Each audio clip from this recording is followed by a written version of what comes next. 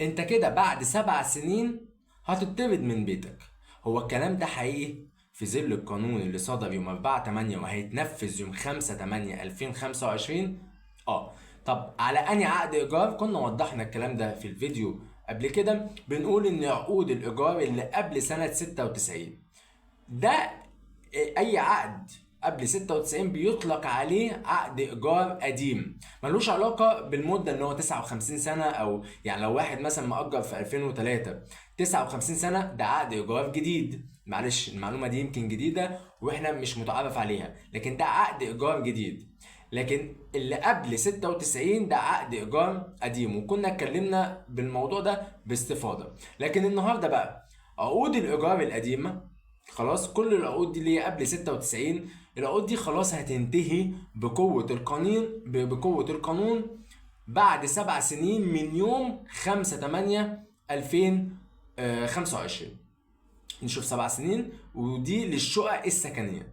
طيب المحلات بقى والشقق اللي متأجرة لغير غرض السكن، يعني شركة جت أجرت أو شخص جه أجر شقة عادية جدا وعملها أي حاجة تاني غير إن هو يسكن فيها.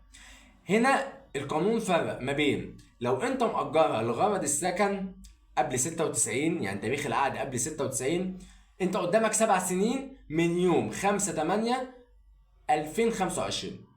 يبقى بعد 7 سنين العقد بتاعك هينتهي بقوة القانون.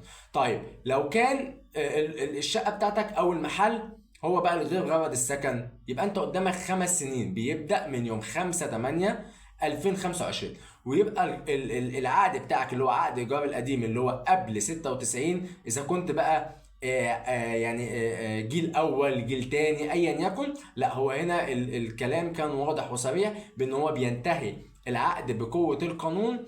وده اللي القانون أصدره أو القانون أقره في يوم 4/8، والسيادة الرئيس صدق عليه، وهيبدأ تفعيله من اليوم التالي للنشر في الجريدة الرسمية، فهو 12 يوم 4/8، يبقى يبدأ تفعيل القانون ده من يوم 5/8/2025. وده كان معلومة بسيطة علشان نوضح فيها هو مين اللي هيطبق عليه أو مش مين هيطبق عليه مدة سريان القانون ده لأي حد مأجر شقة سكنية أو محل في ظل القانون القديم اللي هو قبل 96. فنخلي بالنا. وكان معاكم جرجس عادل المحامي من برنامج صاحب قضية. شكرا لمتابعتكم.